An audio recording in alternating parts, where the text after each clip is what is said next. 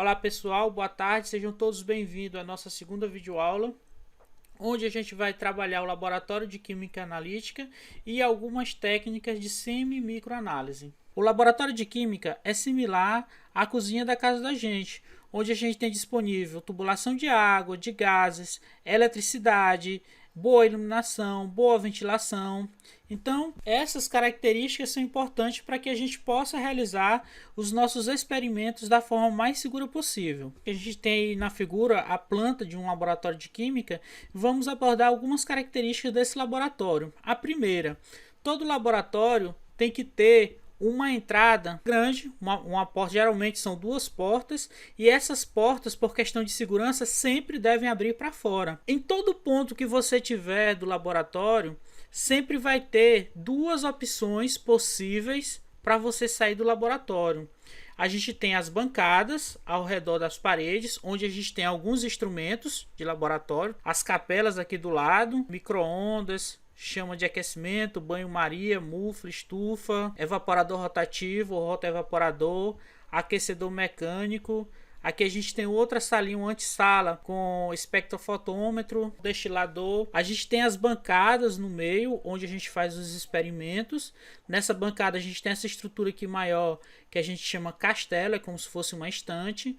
E a gente tem as pias, as janelas. O laboratório tem que ser um lugar com janelas que possibilite uma boa iluminação e também uma boa ventilação. Esses laboratórios são construídos obedecendo normas de segurança para evitar acidente e facilitar os procedimentos, os experimentos. Como ambiente de trabalho, o laboratório de química apresenta alguns riscos, como o manuseio de produtos químicos, que pode causar queimaduras, intoxicação, explosão, o uso de chamas, que pode provocar acidentes, queimaduras, explosões, equipamentos que podem ocasionar choque elétrico, queimadura, cortes, contusões, e os vidros, que pode ocasionar queimaduras, pode ocasionar cortes e contaminação. Então o que a gente vai ver basicamente é a conduta pessoal para manutenção e criação de um ambiente seguro. Condutas de segurança no laboratório de química. Então a primeira delas é trabalhar com atenção, evitando distrações, dispersão, evitar conversa, gargalhadas, ouvir música, evitar brincadeiras. Então, o laboratório é um ambiente de trabalho, então a gente tem que trabalhar com atenção para evitar acidentes com a gente e com os nossos colegas, tá bom?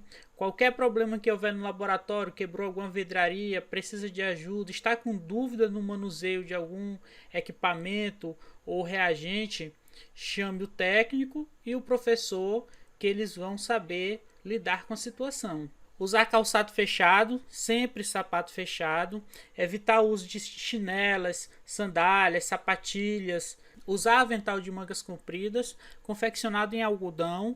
Ou se não tiver, utilizar uma camisa de manga comprida, tá bom? Para evitar de manchar a sua roupa, de estragar a sua roupa. Ou até de queimar os seus braços, machucar o seu braço com algum reagente. Não usar roupa de tecido sintético, pois o tecido sintético geralmente é inflamável. Usar calça comprida, nunca deixe suas pernas expostas, porque pode cair algum reagente, respingar.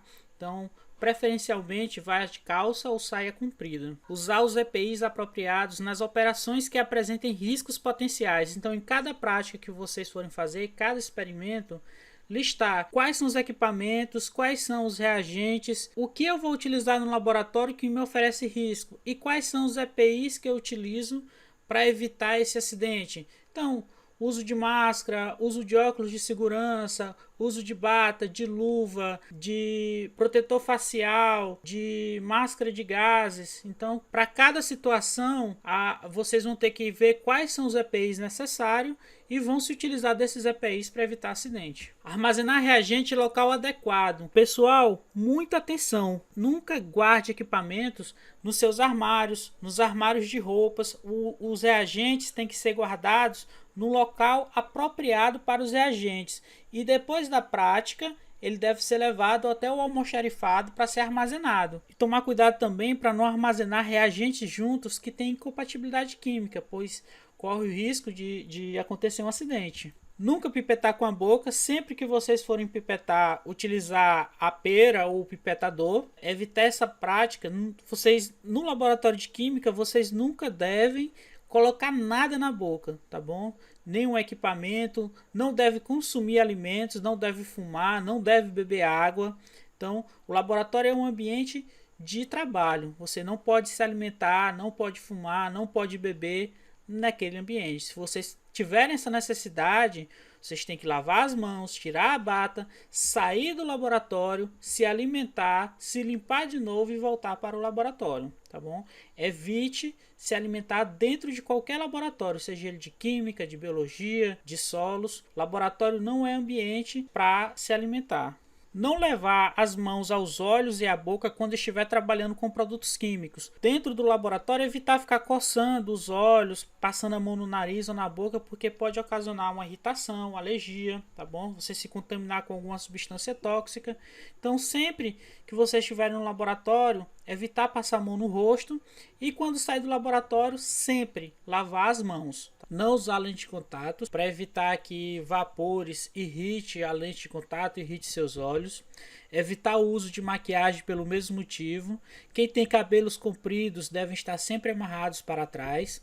Manter a sua bancada sempre organizada e as gavetas e portas dos armários do laboratório sempre fechadas. Precisou de alguma coisa, precisou abrir uma porta, uma gaveta, abra, retire o que você precisa e feche depois. Planejar todo o trabalho a ser realizado no laboratório, separar os produtos, solventes, vidrarias, equipamentos e disponibilizá-los próximo à bancada de trabalho. A gente tem que planejar toda a atividade que a gente vai fazer no laboratório, ter um caderninho de laboratório para anotar o roteiro da aula prática, estudar quais são os reagentes que a gente vai utilizar, verificar se as vidrarias e equipamentos estão em condições de uso, tanto na questão da limpeza como na questão da manutenção, se a vidraria não está trincada ou quebrada, se os equipamentos não estão funcionando adequadamente, se a vidraria está suja. Conhecer a periculosidade dos produtos químicos a serem manuseados. Então, antes da aula prática,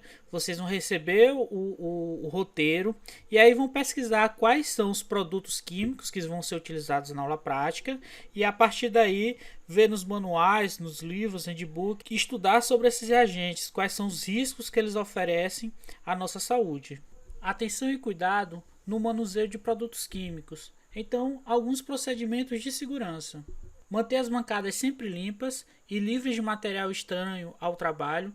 Então, sempre quando vocês forem utilizar a bancada, antes de utilizar, limpar a bancada. Durante o período de utilização, sempre está limpando e quando terminar, só sair do laboratório quando você deixar sua bancada e sua vidraria, seus equipamentos todos limpos. Limpar as vidrarias e reagentes com produtos adequados e descartar os rejeitos em local apropriado. Então, toda a vidraria, todos os equipamentos têm que ser limpos, a vidraria bem lavada e os rejeitos da vidraria e dos reagentes têm que ser guardados no descarte adequado. Durante a aula, vai ser informado para vocês ou professor ou técnico, onde descartar e como descartar cada um dos seus rejeitos. Identificar os reagentes químicos, as soluções preparadas e as amostras coletadas com rótulos com notação química adequada e legível. Então, tudo que vocês prepararem, as soluções, as amostras que vocês trouxerem vai ter que estar toda identificada, rotulada. Por exemplo, uma solução, você vai ter que colocar o nome da solução, a concentração da solução, a data e quem produziu aquela solução na etiqueta. Separar os resíduos químicos de forma seletiva. Então, quando você tiver dúvida de como neutralizar ou como separar esse resíduo, você pergunte ao professor, pergunte ao técnico. Eles vão informar onde descartar cada um desses resíduos. Utilizar o lixo comum do laboratório apenas para papéis usados e materiais que não apresentem risco ao contato. Cuidado, pessoal. Existe o lixo para resíduos e existe o lixo comum do laboratório. No lixo comum do laboratório a gente vai colocar restos de papel, plástico, coisas que não oferecem risco à saúde. Nunca jogar vidro nesse lixo, viu? Descontaminar a vidraria quebrada colocando em recipiente específico. No laboratório tem uma caixa com o nome, material, vidraria quebrada, tem outra caixa com perfurocortantes, descartar esses vidros, material perfurocortante, entre outros, nas suas caixas apropriadas. Usar pinças e equipamentos adequados e em perfeito estado de conservação para cada vidraria de laboratório. Então, cada vidraria ela tem os equipamentos, os utensílios que podem ser utilizados com elas. Então vamos evitar gambiarra. Gambiarra, pessoal, geralmente ocasiona em acidentes. Então no laboratório a gente não utiliza gambiarra, utiliza os equipamentos e vidrarias adequados para aquele experimento. Usar a capela para reagentes ou reação que produzam gases. Então toda vez que a gente tiver produção de vapores ou reagentes que são irritantes, a gente vai utilizar a capela. A capela é um equipamento especial que tem um exaustor de gases. Então, quando a gente for trabalhar com gases irritantes, gases tóxicos ou solventes, a gente não utiliza diretamente na bancada. A gente vai até a capela para fazer essa prática. Não usar a capela como depósito de reagente. Então, as capelas que não tiver espaço adequado para colocar os reagentes, a gente não pode deixar esses reagentes dentro da capela. A capela é um local de trabalho, não um local de armazenagem de reagentes. Ela tem que estar sempre desimpedida e limpa para ser utilizada. Não descartar produtos químicos nas pias do laboratório. Pessoal, no laboratório existe os descartes. Então você pergunta para o técnico, pergunte para o professor onde descartar cada um dos produtos químicos. Evitar colocar solventes, ácidos na pia para evitar corrosão de canos, para evitar acidentes e para evitar principalmente contaminação ambiental. Verificar as condições de suprimento de energia elétrica, de água e gases antes de iniciar as atividades no laboratório. Então, antes de você iniciar suas atividades, você verifica se está tudo certo com a luz, com a água, com os gases que você vai utilizar, com os equipamentos, com as vidrarias, a ventilação, manter os acessos do laboratório livre de obstáculos. Então, na porta do laboratório, nunca deixe entulho, saco, cadeira, nada. Tanto do lado de fora como do lado de dentro. Vocês têm que deixar sempre a porta desimpedida. Caso aconteça um acidente, você consiga sair facilmente. Ao finalizar as atividades do laboratório, encaminhar corretamente os rejeitos químicos. Mais uma vez, pergunte ao técnico e ao professor como fazer o descarte. Retornar os reagentes para os devidos locais de armazenamento. Lavar as vidrarias. Vocês só podem sair dos laboratórios quando tiver com todos os equipamentos guardados, limpos e guardados, e as vidrarias lavadas. Os principais equipamentos e vidrarias de laboratório, tá aqui uma figura, mas eu estou deixando em anexo para vocês uma lista com as imagens e o uso de cada um desses equipamentos. Técnica de laboratório para a escala de semi-microanálise. As principais formas de separação para identificação de constituinte de uma substância são a agitação. Quando se adiciona a solução reagente à solução teste, isso acontece geralmente em tubos de ensaio. Nessa escala a gente utiliza muito tubo de ensaio para as reações.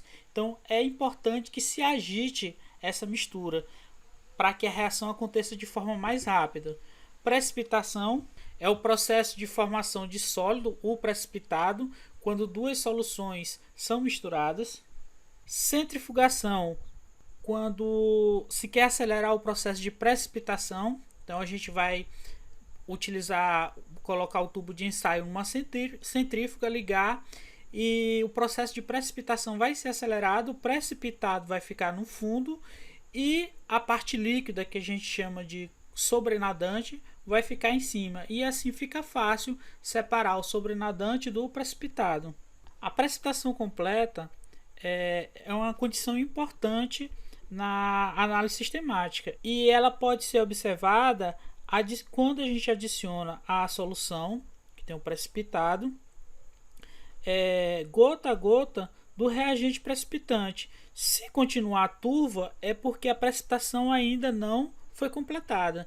Então você precisa adicionar mais solução precipitante, colocar de novo na centrífuga e só depois adicionar. Se ficar cristalino, é porque a precipitação está completa. Excesso de reagente é uma condição que deve ser evitada. A adição do reagente precipitante deve ser feito gota a gota. Então a gente vai colocar o reagente precipitante gota a gota. O excesso de reagente pode aumentar a solubilidade do precipitado, atrapalhando a nossa análise. Remoção do centrifugado. Deve ser feito com a pipeta pequena ou com uma micropipeta e com muito cuidado para não remover parte do precipitado. A lavagem é feita depois da separação do centrifugado do precipitado, para que não sobre mais nada. A gente utiliza uma solução de lavagem para que não sobre mais nada de solução de centrifugado de sobrenadante no precipitado. O aquecimento de uma solução deve ser feito em banho-maria, com auxílio da estante de tubo de ensaio ou com a pinça de madeira apropriada para esse uso. Teste de acidez ou alcalinidade vocês vão utilizar muito nas práticas de analítica. Pode ser feito a partir do pH-metro ou de um papel indicador universal. Então, pessoal, a nossa aula de hoje fica por aqui. Façam as atividades, qualquer dúvida estou à disposição de vocês e até a próxima semana.